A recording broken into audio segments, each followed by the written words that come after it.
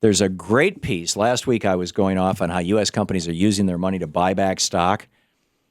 This is, I'm not sure where this is.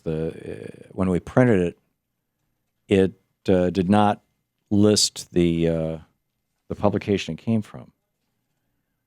Oh, it's the Boston Globe. This is from the Boston Globe magazine. It's their Divided Nation series.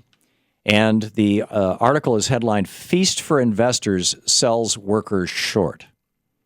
As U.S. companies spend billions repurchasing shares, employees and the economy may pay the price.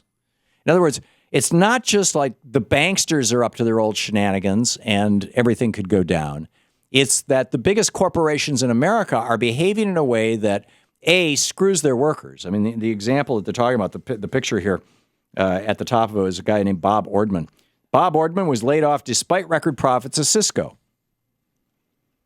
It starts out, Bob Ordman's team of 80 software developers and engineers filed into a conference room here one day last September at the offices of the giant networking company Cisco.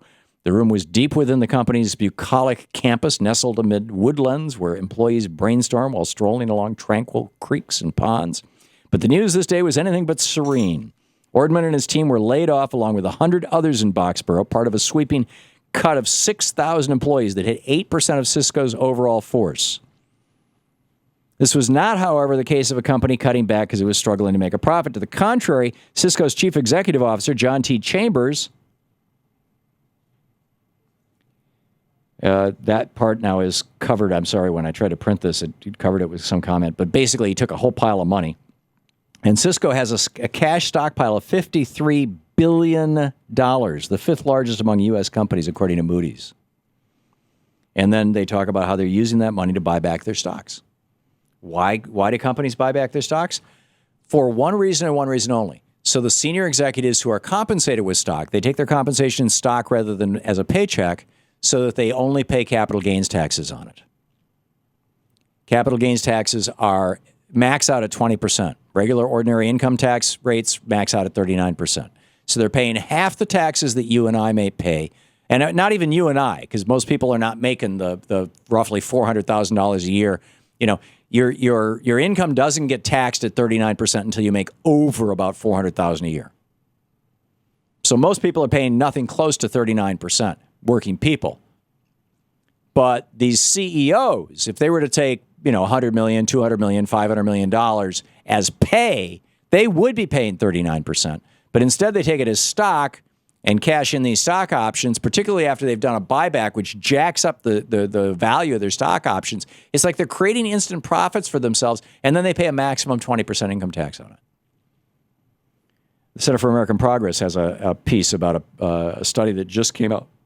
The IRS, for the first time ever, just parsed out the difference. They used to say, okay, here's the top 1%, and then the five quintiles, the bottom 20%, the next 20%, the middle 20%, the next to the top 20%, and the top 20%, plus the 1%.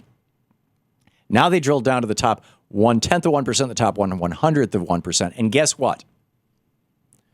The 100 or so staggeringly rich people in this country, and the roughly 14,000 mind-bogglingly rich people, and there's people who made over $200 or $300 million a year, they're paying lower taxes than your doctor pays. To put it really simply. They're paying lower taxes than a two-wage earner family with decent pay, a family with a cop and a nurse. It's astonishing. Well, it's not astonishing. It shouldn't be astonishing because ever since Lewis Powell got on the Supreme Court in 1971 and in 1976 pushed through the Buckley decision that said that money is protected as a political free speech, the rich people have been buying politicians and the politicians have been drilling holes in the tax code so the rich people pay lower taxes. It's that simple. As Bernie Sanders says, we need a political revolution in the United States. And he and Elizabeth Warren have been leading the charge for that. The Progressive Caucus in the House of Representatives doing the same.